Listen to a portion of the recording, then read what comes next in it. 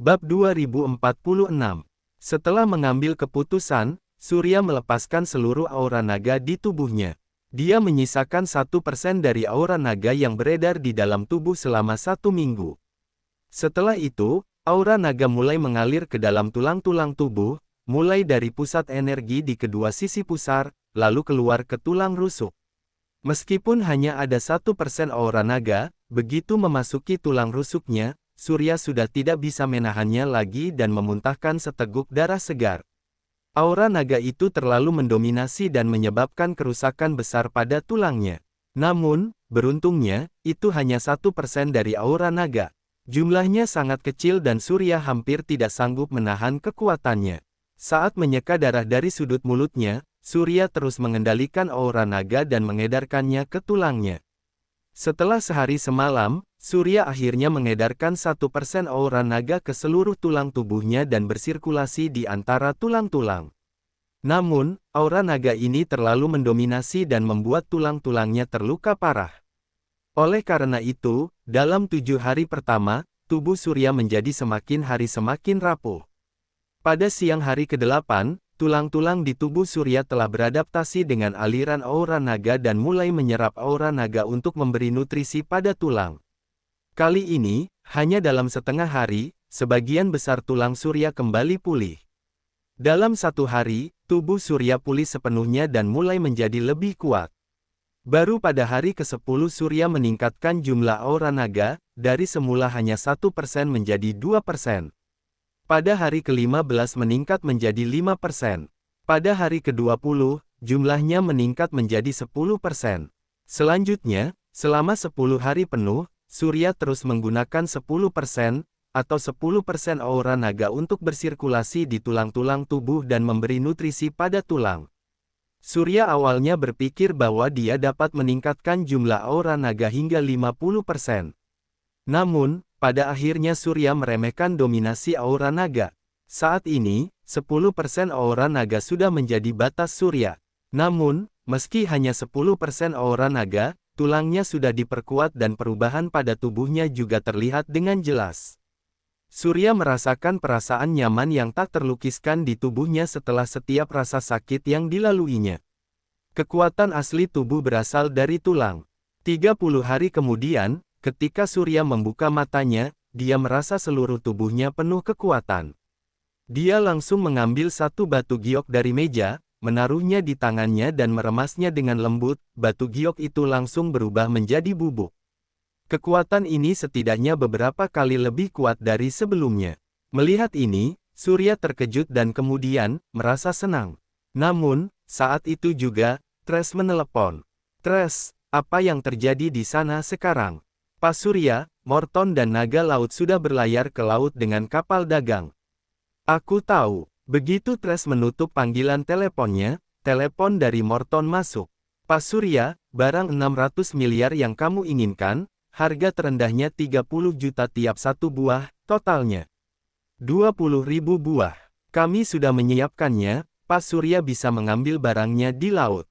Aku mengerti. Setelah menutup panggilan telepon, Surya langsung berkemas, meninggalkan hotel dan menemui Tres di dermaga.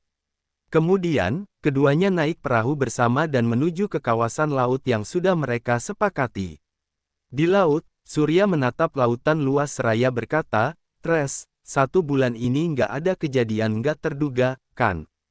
Tres mengerutkan kening, lalu menjawab, kedua orang ini sepertinya sudah menemukan suatu rahasia. Kelsen ingin mengirim orang untuk membunuh mereka lebih dari sekali, tapi akhirnya aku membunuh semua orang yang datang. Mereka menemukan jalur laut kuno. Ada banyak harta karun di sana.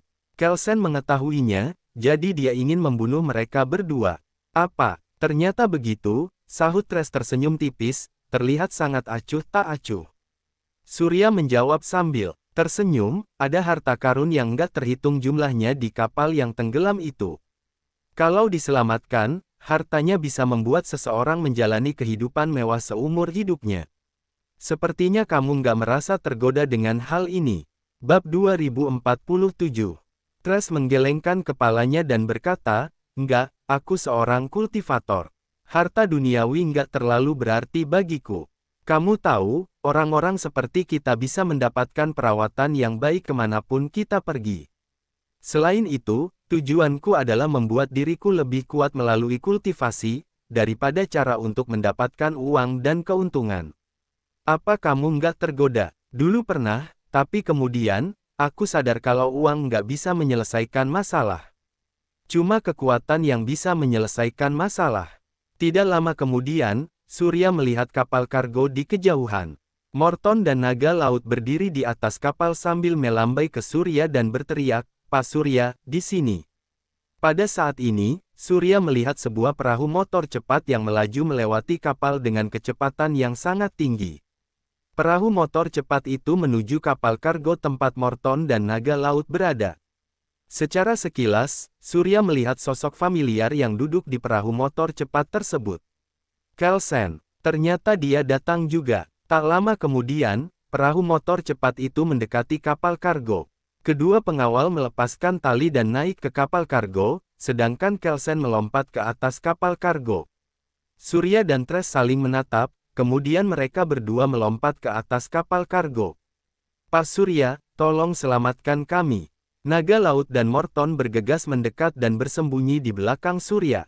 Kelsen berjalan, langsung dengan dua pengawalnya seraya berkata, "Naga laut, Morton, kalian sangat membuatku kecewa. Hari ini, aku akan membuang kalian untuk memberi makan ikan di laut." Kelsen melepas kacamata hitamnya, lalu berkata lagi, "Pak Surya, ini urusanku sendiri.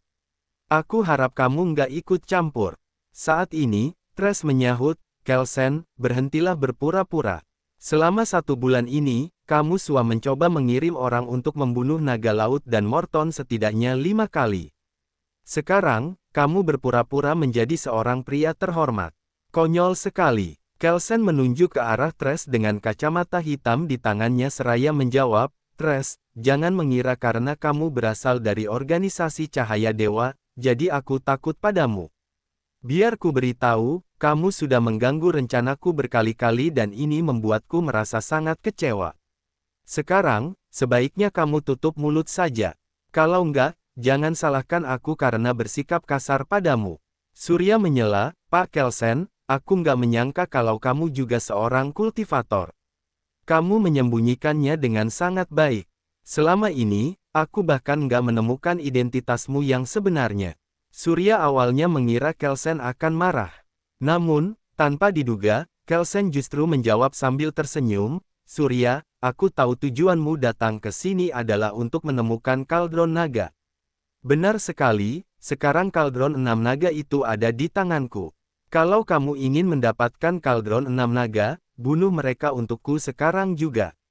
Kalau enggak, kamu enggak akan pernah mendapatkan kaldron 6 naga itu seumur hidupmu." Benar saja, kaldron 6 naga ada di tangan Kelsen. Hal ini membuat Surya merasa senang, tetapi dia juga merasa sangat kesulitan. Bagaimanapun, Surya sudah membuat perjanjian dengan senior Zoni, bahwa kecuali orang tersebut yang bersedia memberikan kaldron naga itu kepadanya secara sukarela, Surya tidak dapat mengambilnya secara paksa. Jika diambil dengan paksa, perjanjian itu menjadi tidak sah. Dengan cara ini, walaupun Surya bisa mengumpulkan 9 kaldron naga, dia tidak akan bisa bertemu senior Zoni dan mempelajari rahasia tentang klan naga. Namun, jika dia mendengarkan Kelsen dan membunuh naga laut dan Morton, Surya akan merasa sangat bersalah di dalam hatinya. Surya mengepalkan tangannya, dia tidak akan pernah bisa melakukan hal seperti itu. Kelsen melihat pergolakan batin Surya dan berkata sambil tersenyum, "Haha, kenapa? Kamu nggak bisa melakukannya. Kalau kamu nggak bisa melakukannya, kamu nggak akan pernah mendapatkan 9 kaldron naga seumur hidupmu." Bab 2048. Setelah mengambil keputusan, Surya melepaskan seluruh aura naga di tubuhnya. Dia menyisakan 1% dari aura naga yang beredar di dalam tubuh selama 1 minggu. Setelah itu, aura naga mulai mengalir ke dalam tulang-tulang tubuh, mulai dari pusat energi di kedua sisi pusar, lalu keluar ke tulang rusuk. Meskipun hanya ada 1% aura naga, begitu memasuki tulang rusuknya, Surya sudah tidak bisa menahannya lagi dan memuntahkan seteguk darah segar. Aura naga itu terlalu mendominasi dan menyebabkan kerusakan besar pada tulangnya. Namun, beruntungnya, itu hanya 1% dari aura naga. Jumlahnya sangat kecil dan Surya hampir tidak sanggup menahan kekuatannya. Saat menyeka darah dari sudut mulutnya, Surya terus mengendalikan aura naga dan mengedarkannya ke tulangnya. Setelah sehari semalam, Surya akhirnya mengedarkan 1% aura naga ke seluruh tulang tubuhnya dan bersirkulasi di antara tulang-tulang. Namun, aura naga ini terlalu mendominasi dan membuat tulang-tulangnya terluka parah. Oleh karena itu, dalam 7 hari pertama, tubuh Surya menjadi semakin hari semakin rapuh. Pada siang hari ke-8, tulang-tulang di tubuh Surya telah beradaptasi dengan aliran aura naga dan mulai menyerap aura naga untuk memberi nutrisi pada tulang. Kali ini, hanya dalam setengah hari, sebagian besar tulang Surya kembali pulih. Dalam 1 hari, tubuh Surya pulih sepenuhnya dan mulai menjadi lebih kuat. Baru pada hari ke-10 Surya meningkatkan jumlah aura naga, dari semula hanya 1% menjadi 2%. Pada hari ke-15 meningkat menjadi 5%. Pada hari ke-20, jumlahnya meningkat menjadi 10%. Selanjutnya, selama 10 hari penuh, Surya terus menggunakan 10%, atau 10% aura naga untuk bersirkulasi di tulang-tulang tubuh dan memberi nutrisi pada tulang. Surya awalnya berpikir bahwa dia dapat meningkatkan jumlah aura naga hingga 50%. Namun, pada akhirnya Surya meremehkan dominasi aura naga. Saat ini, 10% aura naga sudah menjadi batas Surya. Namun, meski hanya 10% aura naga, tulangnya sudah diperkuat dan perubahan pada tubuhnya juga terlihat dengan jelas. Surya merasakan perasaan nyaman yang tak terlukiskan di tubuhnya setelah setiap rasa sakit yang dilaluinya. Kekuatan asli tubuh berasal dari tulang. 30 hari kemudian, ketika Surya membuka matanya, dia merasa seluruh tubuhnya penuh kekuatan. Dia langsung mengambil satu batu giok dari meja, menaruhnya di tangannya dan meremasnya dengan lembut, batu giok itu langsung berubah menjadi bubuk. Kekuatan ini setidaknya beberapa kali lebih kuat dari sebelumnya. Melihat ini, Surya terkejut dan kemudian, merasa senang. Namun, saat itu juga, Tres menelepon. Tres, apa yang terjadi di sana sekarang? Pas Surya, Morton dan naga laut sudah berlayar ke laut dengan kapal dagang. Aku tahu. Begitu Tres menutup panggilan teleponnya, telepon dari Morton masuk.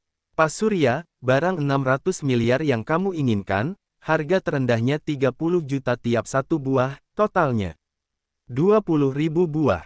Kami sudah menyiapkannya, Pak Surya bisa mengambil barangnya di laut. Aku mengerti. Setelah menutup panggilan telepon, Surya langsung berkemas, meninggalkan hotel dan menemui Tres di dermaga. Kemudian, keduanya naik perahu bersama dan menuju ke kawasan laut yang sudah mereka sepakati. Di laut, Surya menatap lautan luas seraya berkata, Tres, 1 bulan ini nggak ada kejadian nggak terduga, kan?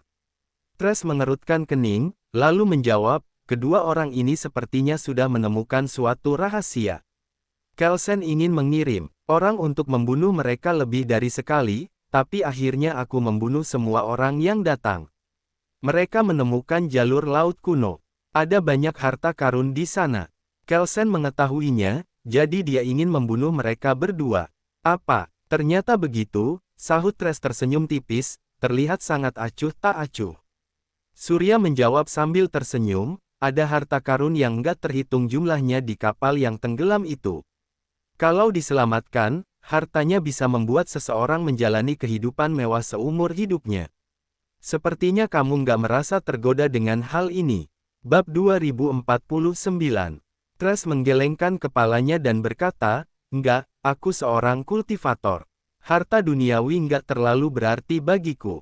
Kamu tahu, orang-orang seperti kita bisa mendapatkan perawatan yang baik kemanapun kita pergi.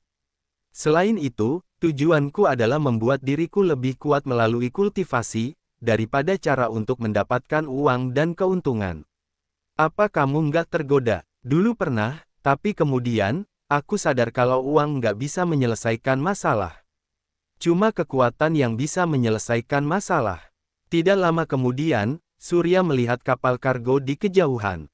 Morton dan naga laut berdiri di atas kapal sambil melambai ke Surya dan berteriak, "Pak Surya, di sini." Pada saat ini, Surya melihat sebuah perahu motor cepat yang melaju melewati kapal dengan kecepatan yang sangat tinggi. Perahu motor cepat itu menuju kapal kargo tempat Morton dan naga laut berada.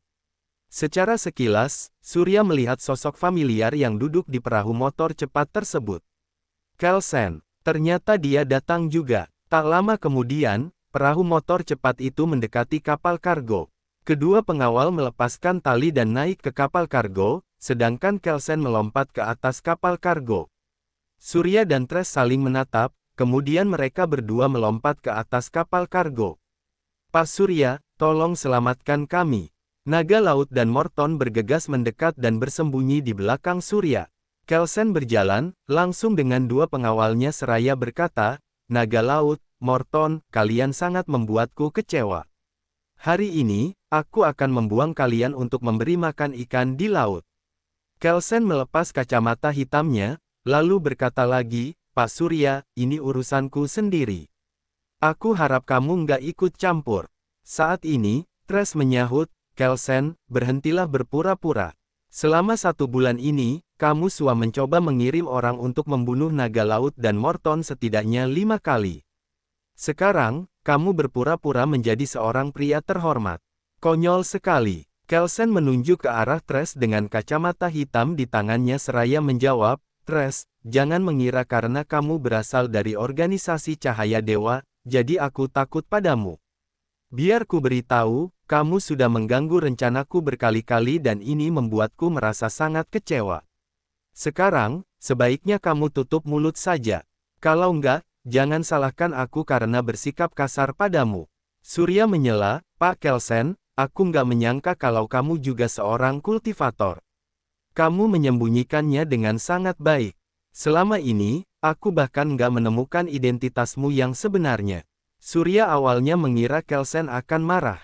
Namun, tanpa diduga, Kelsen justru menjawab sambil tersenyum, "Surya, aku tahu tujuanmu datang ke sini adalah untuk menemukan kaldron naga. Benar sekali, sekarang kaldron 6 naga itu ada di tanganku. Kalau kamu ingin mendapatkan kaldron 6 naga, bunuh mereka untukku sekarang juga.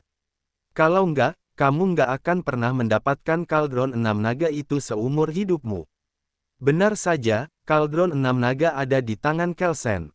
Hal ini membuat Surya merasa senang, tetapi dia juga merasa sangat kesulitan.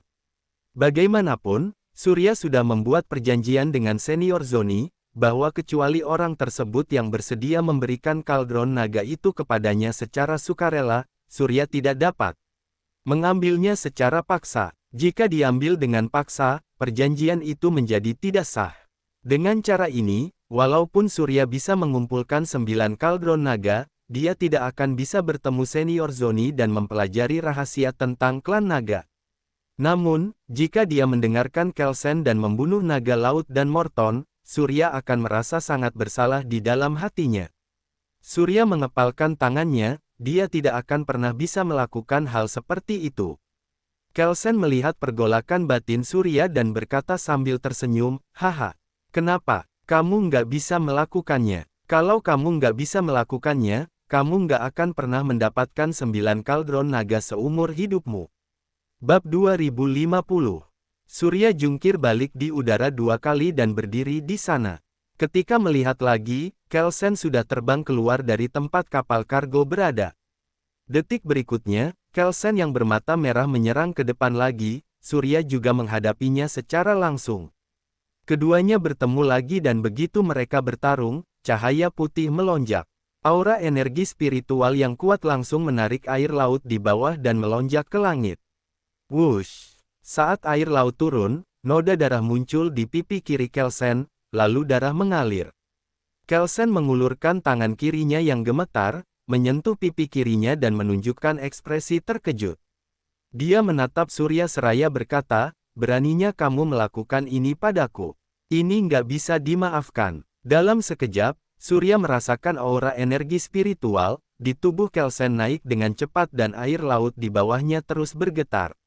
Kemudian air itu melonjak ke langit, mengelilingi Kelsen di dalam air laut. Detik berikutnya, air laut itu menghilang. Kelsen yang tubuhnya bersinar dengan cahaya putih, berteriak marah, kemudian pakaian di bagian atas tubuhnya hancur berkeping-keping, berserakan seperti daun-daun berguguran, tertiup angin. Alam Raja setengah langkah. Ekspresi terkejut melintas di mata Surya. Pria bernama Kelsen ini bersembunyi terlalu dalam. Pada awalnya, Surya mengira bahwa Kelsen bukanlah seorang kultivator, melainkan hanya orang awam. Namun, dia tidak menyangka Kelsen sebenarnya adalah seorang kultivator yang lengkap. Kultivasinya jauh melebihi kultivator biasa. Alam spiritual adalah sesuatu yang didambakan oleh para kultivator seumur hidup mereka. Tingkat suci adalah keinginan seumur hidup dari para kultivator. Alam raja yang melampaui tingkat suci adalah tingkat ketinggian yang tidak dapat dicapai oleh sebagian besar kultivator dalam hidup mereka. Namun, Kelsen yang ada di hadapan Surya, sebenarnya telah mencapai alam raja setengah langkah yang sangat mengejutkannya. Pria ini, jika dia tidak bertarung dengan Surya sekarang, Surya juga tidak akan percaya bahwa pria ini adalah seorang kultivator. Hehe, Kelsen mencibir dan berkata, Surya, kamu masih punya waktu untuk menyesal sekarang. Selama kamu tunduk padaku dan menjadi bawahanku, aku bisa menyelamatkan nyawamu. Surya menjawab dengan terus terang, Kelsen, aku akan memberimu kesempatan satu kali. Selama kamu menyerahkan kaldron 6 naga sekarang, aku bisa menyelamatkan nyawamu. Dasar brengsek, ternyata kamu meremehkan aku. Aura energi spiritual di tubuh Kelsen meledak. Detik berikutnya, dia terbungkus dalam aura energi spiritual yang kuat, kemudian Kelsen mengendalikan pedang cahaya, lalu dia memadatkan aura energi spiritual di atas kepalanya menjadi pedang raksasa. Kelsen kemudian berteriak, hancurkan dia. Pedang raksasa itu jatuh dari langit dan hendak menghunus Surya. Surya merapalkan mantra di mulutnya, menggunakan teknik pertahanan bumi dan tembok bumi mengembun di udara. Detik berikutnya, pedang raksasa itu menembus tembok bumi. Di udara, dua aura energi spiritual yang kuat saling bertabrakan dan menimbulkan suara yang sangat keras. Duar, tembok bumi dan pedang raksasa itu bergetar pada saat yang bersamaan. Namun, pada saat ini, air laut di sekitar mereka melonjak dengan cepat dan berkumpul di atas kepala Surya. Air laut itu menyebar, kemudian sebuah ruang yang terbungkus cahaya putih muncul di hadapannya. Surya diam-diam bergumam dalam hatinya, celaka, aku sudah memasuki medan Kelsen. Kelsen memegang pedang cahaya di tangannya seraya menatap Surya dengan tatapan merendahkan. Sudut mulutnya melengkung, kemudian dia berkata dengan nada dingin, Surya, selamat datang di medan pedang suci. Aku akan memberimu hadiah selamat datang. Kelsen melambaikan pedang cahaya di tangannya, lalu tiba-tiba, satu persatu pedang cahaya besar menembus tanah dan menyebar dengan cepat ke arah Surya. Surya langsung menginjakkan kakinya dan terus mengelak. Namun, tidak peduli bagaimana Surya menghindar, pedang cahaya akan terus muncul di tanah untuk menusuk dan mengejarnya. Bab 2051. Kekuatan medan yang kuat. Ini pasti bukan sesuatu yang bisa kamu lakukan sendiri, kan? Apa ini kekuatan yang diberikan senior Zoni untukmu? Hahaha. Kelsen mengangkat kepalanya seraya tertawa dan berkata, karena kamu sudah menebaknya, aku nggak akan menyembunyikannya lagi. Benar, Zoni adalah tuanku. Tanpa dia, aku pasti sudah mati sejak lama. Kekuatan dalam diriku juga berkah yang dia berikan padaku. Kalau kamu masuk ke dalam medan pedang suci ini, Surya, kamu pasti akan mati. Surya menggertakkan giginya. Meskipun Surya hanya bertemu dengan senior Zoni satu kali, itu sudah cukup. Surya sontak menyahut, beginikah cara senior Zoni mengajarimu menjadi manusia? Di bawah kaki Surya, muncul retakan kecil di tanah yang mengeluarkan cahaya berwarna putih. Surya melompat ke udara, hendak mendekati Zoni. Dia mengayunkan pedang petir di tangannya, tetapi pada saat ini, Zoni merapalkan mantra, lalu pedang cahaya putih mengembun di udara dan menghunus ke arah Surya dalam sekejap. Sebagai upaya terakhir, Surya hanya bisa mengayunkan pedang petir di tangannya untuk melawan, tetapi langsung ditekan oleh kekuatan pedang cahaya dan dia jatuh ke bawah dengan cepat. Saat mendarat, Surya langsung melompat. Detik berikutnya, pedang cahaya putih itu tertancap pada tanah di tempat Surya berdiri. Jika melompat sedetik kemudian, sekarang Surya pasti sudah ditusuk oleh pedang cahaya tersebut. Hahaha, kali ini, tawa Kelsen datang dari udara, kemudian dia berkata, Surya, sepertinya kamu nggak mudah dikalahkan. Kalau kamu bisa menghindari pedang cahaya di tanah, apa kamu bisa menghindari pedang cahaya di langit? Kelsen merapalkan mantra di mulutnya, lalu serangkaian pedang cahaya mengembun satu persatu di langit. Detik berikutnya, Kelsen melambaikan pedang cahaya di tangannya dan menunjuk ke bawah. Tiba-tiba, pedang cahaya yang tersebar di seluruh langit bergerak ke bawah dengan cepat. Di atas tanah pedang cahaya menancap tanpa henti sedangkan di atas pedang cahaya terus berjatuhan. Surya berdiri di udara, merapalkan mantra di mulutnya, kemudian menggunakan teknik pertahanan bumi, tembok bumi. Namun, pada saat tembok bumi terbentuk dan langsung tertancap oleh pedang cahaya, tembok itu runtuh dan menghilang. Srak, walaupun Surya menghindar tepat waktu, pedang tersebut masih mengenai lengan pakaian Surya. Tidak lama kemudian, Surya tidak merasa ragu-ragu lagi dan langsung membuka perlindungan Dewa Naga. Aliran cahaya warna-warni muncul dari udara tipis di atas kepala Surya. Jangkauan cahaya yang bersinar, menyelimuti Surya sepenuhnya. Oleh karena itu, meskipun pedang cahaya terus menghujam dari langit, pedang-pedang itu tidak dapat melukai Surya sama sekali. Namun, adegan barusan membuat Surya tidak berani terdistraksi lagi. Senior Zoni sepertinya telah memberi Kelsen kekuatan yang sangat kuat. Jika tidak, walaupun Kelsen memiliki setengah kekuatan alam raja, dia tidak akan mampu melepaskan medan pedang suci yang begitu kuat. Aura tekanan semacam ini terlalu kuat. Surya menggunakan perlindungan Dewa Naga 2 kali berturut-turut, lalu dia kembali merapalkan mantra, membuka mata kebenaran dan menatap Kelsen di udara. Pada saat ini, dua jenis cahaya terang muncul di tubuh Kelsen. Yang satu cahaya putih dan satunya lagi cahaya keemasan. Cahaya putih adalah aura energi spiritual Kelsen sendiri, cahaya ini merupakan kekuatannya. Sementara itu, cahaya keemasan itu seharusnya adalah energi yang diberikan oleh Senior Zoni kepada Kelsen. Tunggu dulu, tapi apalagi itu? Saat ini, Surya memperhatikan ada aura hitam di dada kiri Kelsen. Saat Kelsen berteriak, aura hitam itu terus membesar. Saat ini, Kelsen tiba-tiba merasakan sakit, lalu mengulurkan tangan untuk menutupi dada kirinya. Seharusnya disitulah letak kelemahan Kelsen. Namun, yang membuat Surya merasa tertegun adalah kultivasi Kelsen di medan pedang suci, membuktikan bahwa dia memiliki energi spiritual yang sangat murni. Jadi, tubuhnya yang mengeluarkan cahaya putih ini mudah dijelaskan. Jika memang begitu, lalu kenapa ada aura hitam di dadanya? Bab 2052. Aura hitam ini tidak sesuai dengan aura energi spiritual putih dan emas di tubuh Kelsen. Tampaknya keduanya adalah aura yang sama sekali berbeda, tetapi saat ini muncul di tubuh orang yang sama. Kemudian, sebuah gagasan tiba-tiba muncul di benak Surya. Dalam sekejap, Surya paham bahwa sebenarnya Kelsen bukanlah orang yang baik. Pria ini pasti telah mengembangkan pikiran jahat saat berkultivasi aura energi spiritual murni. Pada akhirnya, hal ini menyebabkan ketidakmampuan untuk meningkatkan kultivasi dan kekuatannya. Belakangan, dia ingin berkultivasi teknik sihir untuk membantu meningkatkan kekuatannya sendiri.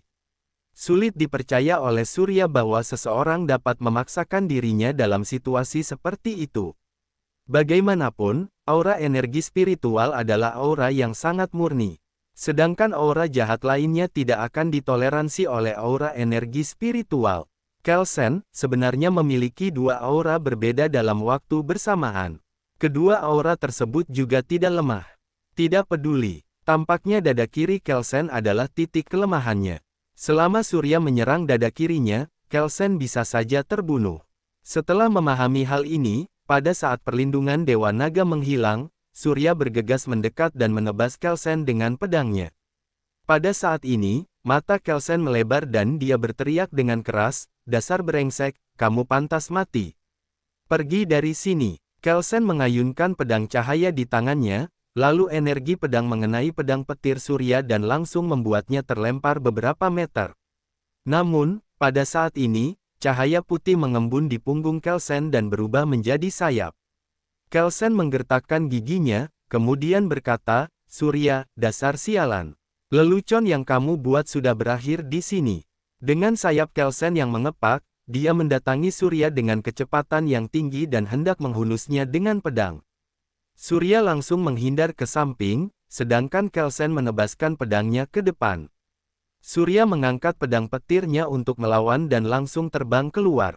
Kelsen terus mengepakkan sayap putihnya. Dia melancarkan serangan dari segala arah. Akan tetapi, setiap kali Surya bisa menghindar, Kelsen pun menjadi cemas dan segera mempercepat gerakannya. Saat Surya terus mengelak, dia menyadari sesuatu, bahwa Kelsen jarang muncul dari kiri, tetapi saat dia muncul, ada jeda selama 0,1 detik. Jeda 0,1 detik ini adalah kunci kemenangan. Memikirkan hal ini, Surya terus memperhatikan sisi kirinya. Setelah menghindari puluhan serangan Kelsen, akhirnya Kelsen muncul di sisi kiri Surya. Kesempatannya sudah datang. Surya memanfaatkan kesempatan itu. Dia mengangkat pedang petir di tangannya, lalu menikam dada kiri Kelsen. Tang! Bila pedang petir itu menyentuh benda keras, Kelsen langsung menunduk untuk melihat dadanya, lalu menatap Surya dengan ekspresi terkejut di matanya. Kemudian, Kelsen menggelengkan kepalanya dan berteriak dengan marah, "Dasar brengsek. Aku nggak akan pernah memaafkanmu." Detik berikutnya, Surya melihat aura hitam terpancar dari dada kiri Kelsen, lalu memenuhi udara dengan cepat dan menutupi seluruh tubuh Kelsen dalam sekejap mata. Seluruh proses itu memakan waktu kurang dari 3 detik. Kelsen yang sebelumnya diselimuti cahaya putih, kini berubah menjadi diselimuti cahaya hitam, bahkan aura yang terpancar dari Kelsen juga berubah seketika. Kelsen meraih pedang petir di tangan Surya, lalu membengkokkannya dengan kuat, kemudian pedang petir itu langsung pecah berkeping-keping. Saat itulah Surya tiba-tiba menyadari bahwa Kelsen sangat mirip dengan orang yang pernah dia temui sebelumnya. Orang tersebut adalah Mosa, manusia bayangan yang menjaga baju besi cahaya di gua ajaib Koster Lembah Wilson. Jika cahaya mewakili sisi terang Kelsen, apakah Kelsen yang sekarang merupakan bayangannya? Manusia bayangan Kelsen, buff. Kelsen tiba-tiba melangkah dan menendang Surya menjauh, lalu perlahan mendarat di tanah. Surya menatap Kelsen di udara dengan ekspresi tidak percaya di wajahnya. Surya tidak pernah menyangka bahwa Kelsen benar-benar akan berkultivasi hukum cahaya dan bayangan dalam dimensi manusia bayangan. Pada saat ini, kejadian yang tidak terduga terjadi pada Surya. Bab 2053. Kelsen terlihat mengulurkan tangannya, lalu mengeluarkan benda hitam dari dada kirinya, kemudian melemparkannya ke bawah. Brak! Benda hitam itu jatuh ke atas tanah. Surya menunduk dan tiba-tiba menyadari bahwa itu ternyata adalah kaldron naga. Kaldron 6 naga. Meskipun sebagian besar kaldron ternoda oleh lumpur hitam, setelah dia lihat melalui beberapa warna perunggu dan penginderaan aura yang khusus, Surya menyadari bahwa ini adalah kaldron 6 naga yang dia cari. Tiba-tiba, Surya merasakan luapan kegembiraan di hatinya. Surya pikir dia tidak akan pernah menemukan kaldron 6 naga lagi dan tidak disangka dia akan melihatnya di sini. Namun, suasana hati Surya yang bahagia segera menghilang. Bagaimanapun, Kelsen adalah anggota dari senior Zoni. Walaupun Surya mendapatkan kaldron 6 naga, Kelsen tidak akan bersedia memberikannya. Hal ini akan melanggar 3 bab perjanjian Surya dengan senior Zoni. Akan tetapi, bagaimanapun juga, sekarang Surya dihadapkan dengan musuh yang kuat, jadi dia hanya bisa bertarung. Pada saat ini, manusia bayangan Kelsen jatuh dari udara, menggerakkan mulutnya dan mengeluarkan suara yang dingin dari tenggorokannya, "Aku harus berterima kasih padamu. Nah, kamu memberiku inkarnasi tambahan di dimensi ini.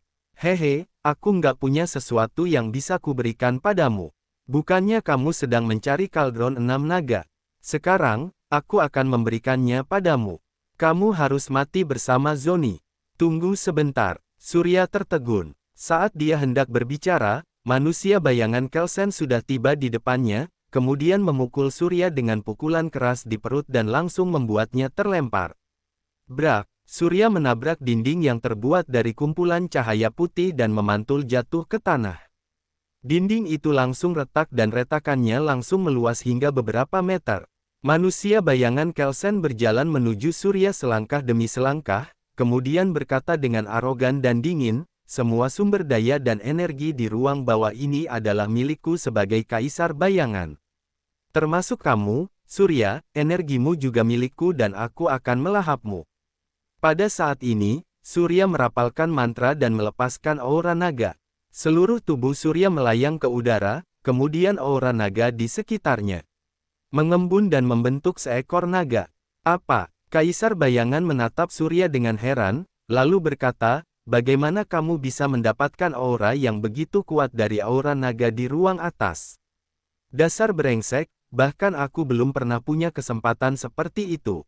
Saat berbicara, Kaisar bayangan tiba-tiba mengulurkan tangannya, tetapi tangannya langsung terhenti di udara dalam sekejap.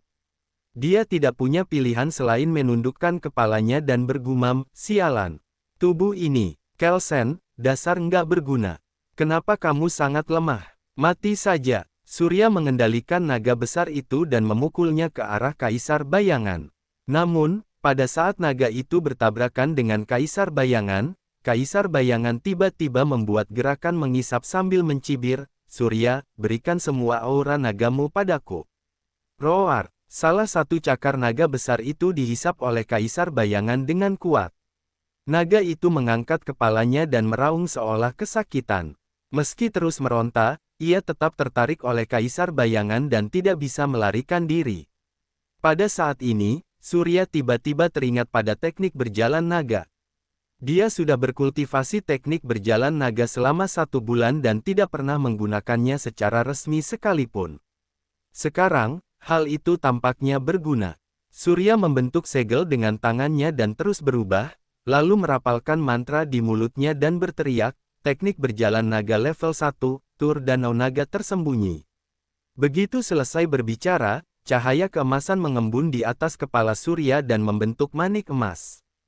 Detik berikutnya, manik cahaya itu terbang keluar dan menyatu ke dalam tubuh naga. Cahaya keemasan melintas, mengubah naga besar yang sebelumnya tidak terlihat dan berbentuk gas menjadi seekor naga emas. Saat naga emas itu bergerak, hanya terdengar suara ledakan, kemudian tubuh Kaisar bayangan itu meledak, dengan anggota badannya yang berserakan di tanah. Bab 2054. Roar! Rambut emasnya mengeluarkan suara gemuruh, kemudian tubuh itu berenang. Cahaya keemasan menghilang dalam sekejap, aura naga yang terkumpul juga langsung menjadi kacau. Surya merasa seolah-olah kekuatannya telah terkuras habis, dia jatuh dari udara dan terhempas di tanah. Surya menatap sisa tubuh dari Kaisar bayangan. Pada saat ini, sisa tubuh Kaisar bayangan ditelan oleh aura naga, berubah menjadi bubuk dan menghilang sedikit demi sedikit. Sisa tubuh berwarna hitam itu juga meronta, lengan Kaisar bayangan yang putus juga mengepalkan tinjunya. Sayangnya, dia berubah menjadi bubuk dan menghilang dalam sekejap. Pada saat ini, Surya dapat merasakan bahwa kekuatan milik Kaisar bayangan menghilang dengan cepat. Saat kekuatan Kaisar bayangan menghilang, medan pedang suci yang awalnya besar juga menghilang perlahan, penghalang cahaya putih juga menghilang, kemudian terlihat lautan tak berujung ada di luar. Pada saat ini, Surya menundukkan kepalanya dan melihat ke bawah. Sebelum cahaya putih di bawah kakinya menghilang, Surya menggunakan kekuatannya untuk melompat ke udara dan melompat ke atas kapal kargo, lalu kaldron satu naga melayang di udara. Keberuntungan Surya membawa semua aura naga yang telah hilang di luar tubuh ke dalam kaldron. Naga, tidak lama kemudian, dia jatuh ke tanah lagi. Pas Surya, Thresh bergegas mendekat bersama naga laut dan Morton. Mereka mengepung Surya dan segera menanyakan tentang situasi Surya. "Pas Surya, apa kamu baik-baik saja?" "Nggak apa-apa, semuanya sudah berakhir." Surya melihat ke arah medan pedang suci yang perlahan menghilang seperti gunung es di atas laut yang berada di kejauhan. Dia menghela napas, kemudian berkata, "Nasib Kelsen yang sekarang, sepenuhnya adalah kesalahannya sendiri. Karena orang awam kesulitan untuk memahami perkataan para kultivator dan mereka tidak tahu apa-apa tentang aturan ruang. Terlebih lagi, Kelsen mempraktikkan hukum dimensi dan bayangan dari dimensi lain yang merupakan hukum yang sangat aneh. Oleh karena itu, Surya tahu meskipun dia mengatakannya, mereka tidak akan mempercayainya. Dengan demikian, masalah ini hanya bisa diakhiri dengan kehancuran Kelsen. Naga laut menatap pada medan pedang suci yang perlahan menghilang di atas laut, kemudian berkata dengan nada penuh kebencian, orang itu akhirnya mati. Kalau bukan karena dia, Morton dan aku pasti sudah menjadi miliarder sejak lama. Morton menyahut dengan semangat, benar sekali, Kelsen sudah mati. Sekarang, akhirnya kita bisa melakukan apa yang ingin kita lakukan. Surya dan Trace saling menatap. Karena mereka berdua adalah kultivator, mereka tidak tertarik dengan urusan Ross. Dalam pandangan Surya, naga laut dan Morton memang sudah banyak menderita keluhan. Saat ini, dengan kematian Kelsen, mereka bisa memilih kehidupan mereka sendiri lagi. Pada saat ini, naga laut tiba-tiba menjadi gugup dan berkata, Pak Surya, apa kontrak di antara kita masih berlaku? Tentu saja, karena aku sudah berjanji pada kalian, jadi aku akan memenuhi janjiku. Setelah istirahat sejenak, Surya bangkit dari tanah. Dipimpin oleh naga laut, mereka memeriksa 20.000 keping batu giok yang sudah mereka siapkan. 20.000 keping batu giok itu semuanya adalah batu giok kuno dan ada sedikit aroma laut di atasnya.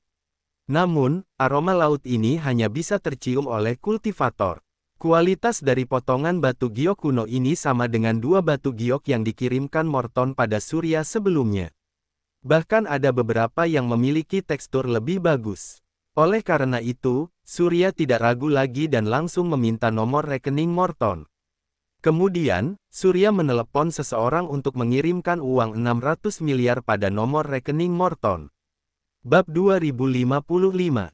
Surya segera mengutus seseorang untuk mengangkut barang tersebut langsung ke negara Hesos, yang jaraknya lebih dekat dan menyerahkan barang tersebut kepada konsorsium pelita. Konsorsium pelita yang didirikan oleh Surya memiliki banyak jaringan organisasi bisnis, beberapa di antaranya adalah toko batu giok.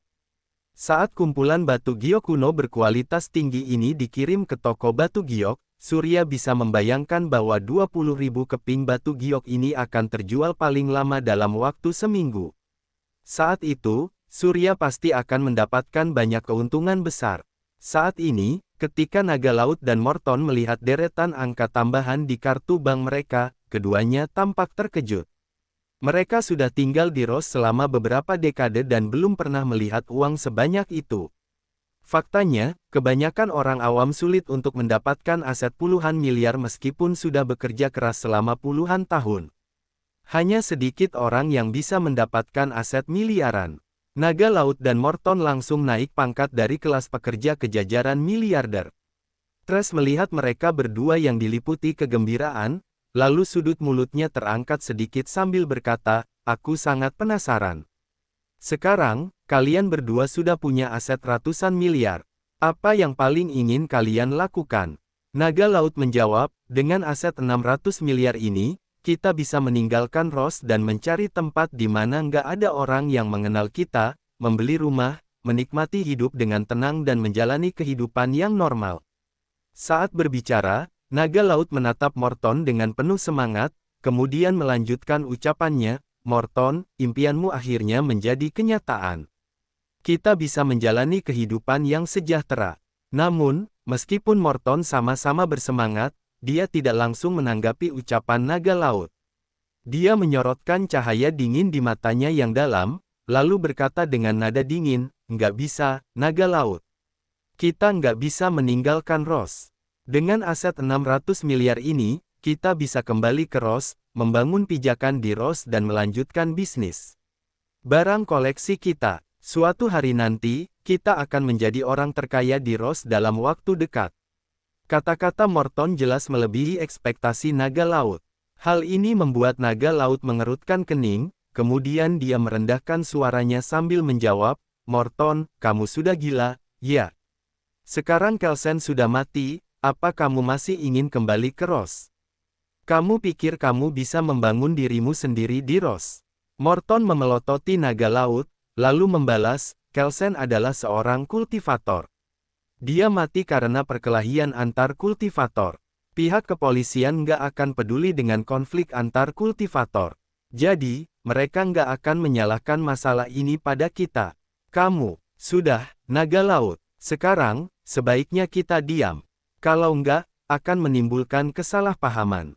Morton dan naga laut menengok untuk melihat Surya dan Trace pada saat yang sama. Surya mengangkat bahunya, kemudian menyahut, aku nggak peduli. Bagaimanapun, ini urusan kalian sendiri. Jangan khawatir, aku nggak akan mengatakan apapun tentang masalah Kelsen. Morton menjawab, Pak Surya, aku harap kita bisa terus bekerja sama. Aku bisa memberimu koleksi batu giok lebih banyak. Oh, maksudku, kita bisa menggunakan uang ini untuk berinvestasi di tambang batu giok. Kemudian, kita bisa memiliki tambang giok sendiri. Surya tersenyum tipis dan berkata, baiklah, nggak masalah. Setelah batu giok ini terjual, aku akan menghubungi kalian lagi setelah aku melihat hasilnya. Surya tidak mau berurusan dengan masalah Ross lagi. Lagi pula, dalam pandangan Surya, masalah Ross sudah selesai. Langkah selanjutnya adalah mencari organisasi Jaguar Hitam dan mendapatkan informasi lebih lanjut tentang kaldron naga dari mereka. 9 kaldron naga, dari kaldron 1 naga hingga kaldron 7 naga, semuanya sudah dikumpulkan oleh Surya. Hanya kaldron 8 naga dan kaldron 9 naga yang belum ditemukan informasinya. Namun, Surya sangat yakin bahwa bagaimanapun juga, 7 kaldron naga dari 9 kaldron naga ini sudah dia temukan sendiri. Hanya menunggu masalah waktu untuk menemukan kaldron 8 naga dan kaldron 9 naga yang tersisa. Kapal kargo berlayar dari Ross ke Terry. Surya berpisah dengan naga laut dan Morton di Terry. Kemudian, Trace dan Surya pergi ke kedai kopi bersama dan memesan 2 cangkir kopi. Trace menyesapnya, kemudian berkata, Pak Surya, terima kasih. Nggak perlu, akulah yang harusnya berterima kasih. 1 bulan ini, kamu sudah melindungi naga laut dan Morton untukku secara diam-diam dan menjaga mereka dari bahaya. Jadi, aku yang harus berterima kasih padamu. Bab 2056. Itu cuma masalah kecil. Trace kembali berkata, ini cuma masalah kecil, tapi hutang kebaikanku padamu adalah masalah besar. Bahaya di lembah Wilson jauh melebihi apa yang dibayangkan oleh kebanyakan orang. Banyak orang tahu kalau baju besi cahaya itu ada di dalam, tapi kamu mempertaruhkan nyawamu dan nggak punya niat untuk memiliki baju besi cahaya itu setelah mendapatkannya. Sebaliknya, kamu justru memberi baju besi cahaya itu padaku. Hal ini membuatku merasa sangat bahagia. Sekarang, aku berterima kasih atas nama kakakku Tracy. Baju besi cahaya ini adalah sesuatu yang selalu ingin dia dapatkan. Nggak masalah. Bukannya kamu sudah bilang, kamu cuma akan menyimpan baju besi cahaya itu untuk sementara. Suatu hari nanti, kamu akan memberikan baju besi cahaya itu pada orang yang ditakdirnya yang sebenarnya. Benar, sebenarnya, aku nggak tertarik dengan baju besi cahaya. Baiklah, mari kita membahas tentang organisasi Cahaya Dewa. Seperti yang kamu tahu, kakakku Tracy adalah ketua agung berjubah hitam di organisasi Cahaya Dewa. Demikian pula, aku juga anggota organisasi Cahaya Dewa.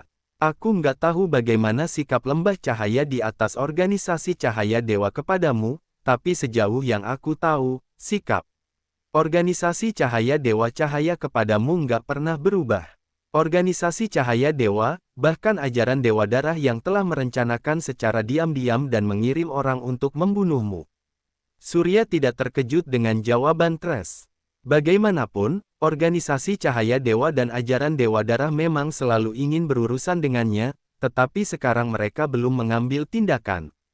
Hal ini membuktikan bahwa lembah cahaya pasti yang memberi perintah, kemudian membuat sekelilingnya menjadi sangat sunyi. Kalau begitu sekarang, karena baik organisasi Cahaya Dewa atau ajaran Dewa Darah nggak mengambil tindakan apapun, apa hal ini membuktikan kalau lembah cahaya belum mengubah sikapnya kepadaku untuk saat ini? Apa menurutmu hal ini mungkin terjadi? Seharusnya begitu, tapi sejauh yang aku tahu, Ketua Agung berjubah ungu sudah membuat rencana yang relevan. Aku curiga lembah cahaya akan segera mengubah sikapnya kepadamu. Mungkin, awalnya mereka mengira kamu akan mati di lembah Wilson, tapi sekarang kamu masih selamat dan hal ini di luar ekspektasi semua orang. Jadi, selanjutnya aku harap kamu bisa lebih waspada. Aku tahu, terima kasih sudah mengingatkanku. Trash mengambil tongkat sihirnya, kemudian berkata, kalau nggak ada hal lain, aku akan pergi dulu. Sampai jumpa lagi lain waktu. Ya, sampai jumpa lagi. Surya dan Trash saling menatap, lalu Surya melihat Trash pergi. Setelah minum kopi, Surya langsung menelepon Elsa. Pak Surya, apa ada sesuatu yang perlu aku lakukan? Segera cari tahu di mana orang-orang dari organisasi Jaguar Hitam berada sekarang. Baik, aku akan mengirimkan informasi terkait pada Pak Surya dalam 1 menit. Setelah menutup panggilan teleponnya, Surya menunggu sebentar. Kemudian, terdengar suara notifikasi dari ponselnya. Surya mengangkat ponselnya, lalu melihat ternyata Elsa sudah mengirim informasinya. Surya membuka informasi itu dan menemukan bahwa sejak terakhir kali dia bertarung melawan 8 anggota organisasi Jaguar Hitam di Migra, mereka sudah pergi ke banyak tempat dan sempat singgah sebentar di setiap tempat. Saat ini, lokasi mereka berada di negara Hesos. Masuk akal jika mereka tidak akan pergi ke banyak tempat hanya dalam waktu sebulan. Mungkin mereka takut rahasianya akan terbongkar sendiri, sehingga mereka sengaja pergi ke banyak tempat untuk menyembunyikan tujuan mereka. Mungkin hanya mereka yang mengetahui keberadaan dari Kaldron 8 Naga dan Kaldron 9 Naga itu. Bab 2057. Atau mungkin, mereka pergi menemui Senior Zoni dengan sengaja untuk mencegah Surya mengetahui lebih jauh tentang keberadaan Senior Zoni. Bagaimanapun sekarang, organisasi Jaguar Hitam memiliki kontak paling banyak dengan Kaldron Naga. Terlebih lagi, mereka adalah bawahan dari Senior Zoni. Mereka seharusnya mengetahui keberadaan Kaldron 8 Naga dan Kaldron 9 Naga. Jika tidak, bagaimana mereka bisa melindungi Kaldron 8 Naga dan Kaldron 9 Naga? Meskipun Surya melanggar perjanjian dengan Zoni dan tidak membunuh naga laut dan Morton sesuai keinginan Kelsen, pria itu sendiri tidak jujur dalam berkultivasi teknik sihir. Kematiannya yang seperti itu juga merupakan kesalahannya sendiri. Oleh karena itu, Surya masih memiliki secercah harapan di hatinya. Mungkin Senior Zoni akan dibebaskan dari tanggung jawab kali ini karena berbagai tindakan Kelsen. Senior Zoni adalah orang yang baik dan kemungkinan dia tidak tahu bahwa Kelsen diam-diam mempraktikkan teknik sihir jahat di belakangnya. Terlebih lagi, meskipun Senior Zoni tidak mau bertemu dengan Surya, Kaldron Naga masih sangat berguna bagi Surya. Oleh karena itu, Surya tidak keberatan mencari Kaldron 8 Naga dan Kaldron 9 Naga. Dengan berkah dari 9 Kaldron Naga, kultivasi Surya tidak lagi takut dengan aura naga yang ganas di tubuhnya. Ketika saatnya tiba, Surya akan mengabdikan dirinya untuk berkultivasi penuh konsentrasi. Dalam waktu kurang dari 10 tahun, alam kultivasi Surya akan naik ke tingkat yang lebih tinggi. Saat Surya sedang berpikir, ponselnya berdering, ternyata panggilan dari Elsa. Di telepon, Elsa seketika berkata dengan nada panik, "Pak, aku baru tahu kalau organisasi Jaguar Hitam sudah meninggalkan negara Hesos dan sekarang sedang dalam perjalanan ke Ros." Apa yang dilakukan organisasi Jaguar Hitam di Ros? Aku nggak tahu tentang ini, tapi mereka sudah berangkat ke Ros. Pak Surya, mereka mungkin datang untuk mencarimu. Aku tahu. Setelah menutup panggilan teleponnya, Surya tersenyum. Awalnya, Surya berencana pergi ke negara Hesos untuk mencari organisasi Jaguar Hitam. Akan tetapi, sekarang tanpa disangka, orang-orang dari organisasi Jaguar Hitam justru berinisiatif datang ke Ros. Hanya ada 2 kemungkinan bagi mereka untuk datang ke sini. Yang pertama adalah datang untuk mencari Surya dan kemungkinan karena Kaldron 9 Naga. Yang kedua adalah datang karena Kelsen. Mungkin mereka sudah mengetahui tentang kematian Kelsen dan kemunculan Kaldron 6 Naga. Bagaimanapun, terdapat kesadaran spiritual Senior Zoni pada Kaldron Naga. Mungkin, Senior Zoni sudah mengetahui tentang pertarungan di laut melalui Kaldron Naga tersebut. Singkatnya, apapun yang terjadi, Surya harus bertemu dengan orang-orang dari organisasi Jaguar Hitam. Karena demikian, lebih baik menunggu pekerjaan daripada menyibukkan diri. Hari itu, Surya mencari hotel untuk menginap di kota Rosen yang merupakan ibu kota Terry. Surya kemudian menyilangkan kaki di kamar untuk mengatur aura naga di tubuhnya. Surya menemukan bahwa perbedaan terbesar antara teknik berjalan naga dan cahaya Dewa Naga adalah cahaya Dewa Naga secara langsung memobilisasi aura naga di dalam tubuh dan membuat aura naga menjadi ganas. Pukulannya juga akan menarik semua kekuatan dari seluruh tubuh. Namun, teknik berjalan naga berbeda. Teknik berjalan naga mengekstraksi seluruh kesadaran spiritual dari tubuh Surya. Oleh karena itu, karena keduanya menggunakan kekuatan yang berbeda, setelah mengeluarkan cahaya Dewa Naga, Surya akan merasakan sakit yang parah di tubuhnya. Sementara itu, setelah menggunakan teknik berjalan naga, Surya akan merasa seolah-olah seluruh kekuatan tubuh dan pikirannya telah terkuras habis. Meskipun konsumsi kekuatan pikiran tampaknya tidak memiliki dampak yang jelas pada tubuh, malam ini Surya merasakan kelelahan yang luar biasa karena kekuatan pikirannya sudah terkuras. Sebelumnya, Surya tidak pernah merasa kelelahan seperti ini.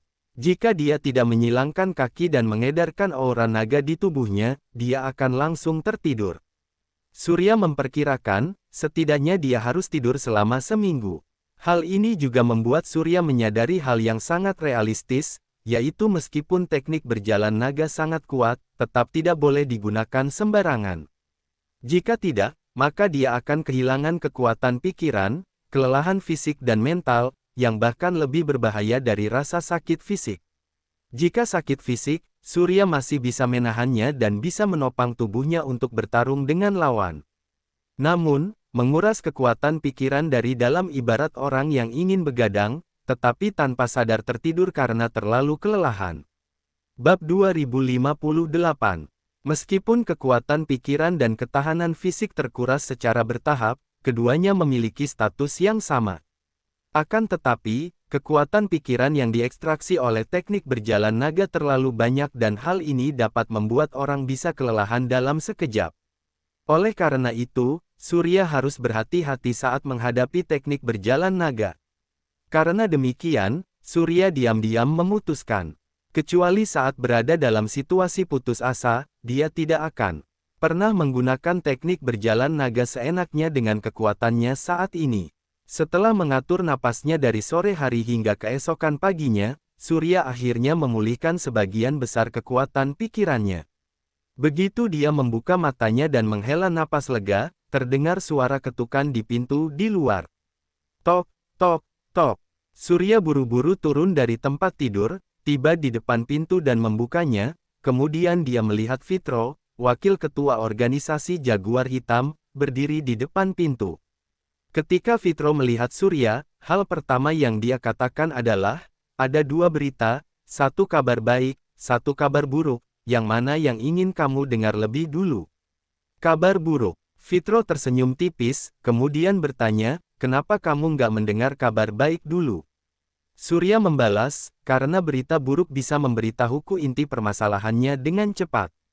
Fitro mengangguk, kemudian menjawab, kabar buruknya adalah Morton sudah mati. Kalau begitu, apa kabar baiknya? Kabar baiknya adalah ketua sudah tahu tentang kematian Kelsen, tapi masalah ini bukan salahmu, jadi perjanjian antara kamu dan ketua masih berlaku. Mendengar ini, Surya menghela napas lega, kemudian berkata, bagus sekali. Sepertinya aku yang terlalu khawatir. Fitro mengangkat tangannya, menepuk bahu Surya dan berkata, segalanya nggak sesederhana yang kamu kira. Semua orang menunggumu di restoran lantai bawah. Cepat bersiap dan segera turun. Apa, Willon juga ada di sini? Ya, kita ada 8 orang di sini. Tolong cepat bersiap dan segera turun. Baiklah. Setelah menutup pintu, Surya langsung bersiap dan turun menuju area restoran di lantai 1 hotel. Disinilah Surya bertemu dengan Willon beserta yang lainnya. Willon segera menyapa, Surya, sudah lama nggak bertemu. Sudah lama nggak bertemu. Surya berjabat tangan dengan Willon, lalu semua orang duduk bersama. Willon berkata, Apa yang terjadi kali ini cukup serius, jadi ketua meminta kami untuk bekerja sama dan membantumu menyelesaikan masalah ini bersama-sama. Apa? Surya bertanya dengan tatapan bingung, masalah, apa? Bukannya Kelsen sudah mati? Ketika Surya melihat, Kelsen sudah mati. Meskipun Kelsen telah menjalin semacam hubungan dengan Kaisar Bayangan di dunia manusia bayangan, selama pertarungan, inkarnasi Kaisar Bayangan juga muncul di dunia ini. Akan tetapi, inkarnasi Kaisar Bayangan telah berubah menjadi bubuk dan mustahil baginya untuk datang ke dunia ini lagi. Wilon menjelaskan, meskipun Kelsen sudah mati, masalah ini masih jauh dari kata selesai. Bagian dari kekuatan manusia bayangan yang tersegel di tubuh Kelsen terakhir kali itu lolos saat dia melawanmu. Kemudian, bagian dari kekuatan manusia bayangan ini menjadi media yang bisa menghubungkan dunia kita dan dunia manusia bayangan. Kaisar Bayangan kemungkinan besar akan datang ke dunia kita melalui jalur ini. Mendengar hal ini, Surya sedikit bingung dan bertanya, apa maksudnya? Lendir hitam itu adalah kekuatan manusia bayangan. Bab 2059. Benar, itulah kekuatan manusia bayangan. Surya agak terkejut, bahkan merasa tidak percaya, kemudian dia melanjutkan, tapi, manusia bayangan juga muncul di lembah Wilson dan ada juga kekuatan manusia bayangan di sana. Kenapa Kaisar Bayangan nggak datang ke dunia ini melalui kekuatan manusia bayangan di sana, sementara harus memilih untuk datang ke dunia saat ini? Saat ini, Fitro menjelaskan, kekuatan bayangan Kaisar Bayangan dan kekuatan manusia bayangan biasa adalah dua kekuatan yang sangat berbeda. Kaisar Bayangan hanya dapat menembus dunia lain dengan kekuatannya sendiri dan dunia yang ditemukan oleh Kaisar Bayangan pada akhirnya akan dihancurkan olehnya. Sayangnya, kali ini, dunia yang kita tinggali adalah dunia yang dimasuki oleh Kaisar Bayangan. Apa? Surya tidak menyangka situasi seperti ini akan terjadi, kemudian dia bertanya. Dengan ragu, apa Kaisar Bayangan bisa menggunakan kekuatannya sendiri untuk menyusup ke dunia lain dengan bebas? Enggak, perlu pengorbanan. Bayangan adalah perwakilan dari semua kegelapan. Hanya ketika kultivator mengorbankan hati mereka sendiri, barulah mereka bisa menembus penghalang dimensi dan terhubung dengan kesadaran Kaisar Bayangan, kemudian akhirnya mendapatkan kekuatan Kaisar Bayangan. Terakhir kali, untuk menyegel kekuatan Kaisar Bayangan, Kelsen diam-diam meminjam kaldron 6 naga. Meskipun ketua mengetahuinya, dia nggak menanganinya karena beliau sedang sibuk mengurusi sesuatu. Tanpa diduga, konsekuensi serius dari masalah ini akhirnya terungkap. Tapi, untungnya, Ros adalah negara kecil. Kalau hal seperti ini terjadi di sini, dampaknya nggak akan terlalu besar. Ketua ingin menggunakan kesempatan ini untuk mengujimu.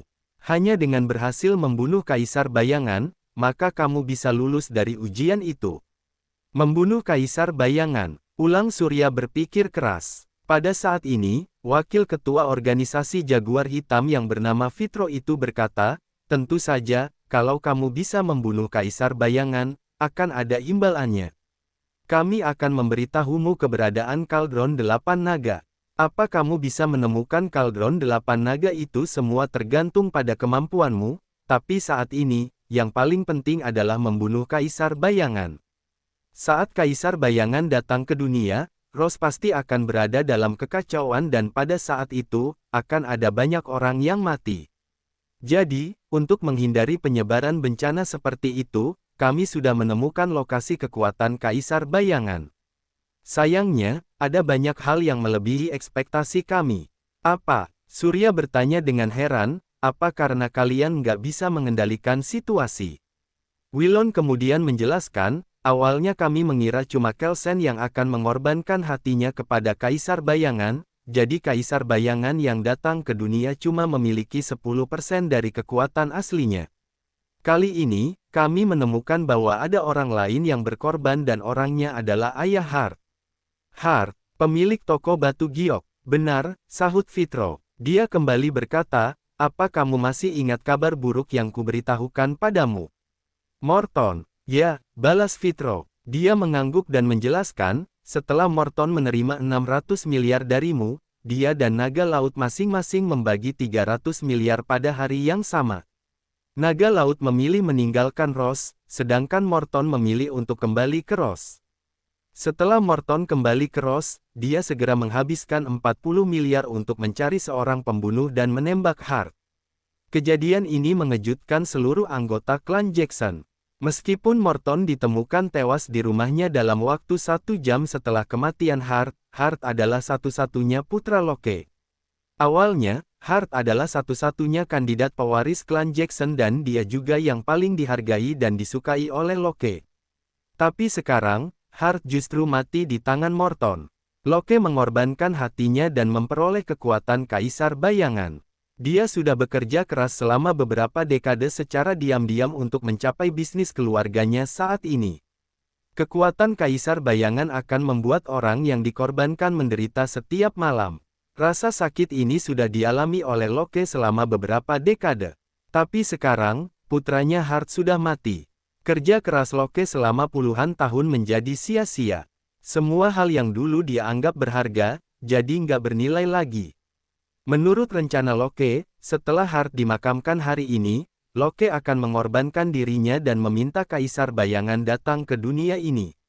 Saat waktunya datang, seluruh Ross pasti akan menghadapi bencana. Surya terkejut. Dia tidak menyangka Morton akan mengambil uang itu untuk menyewa seorang pembunuh. Kemudian, dia bertanya, apa ada cara untuk mencegah bencana ini? Bersambung ke bab 2060. Terima kasih.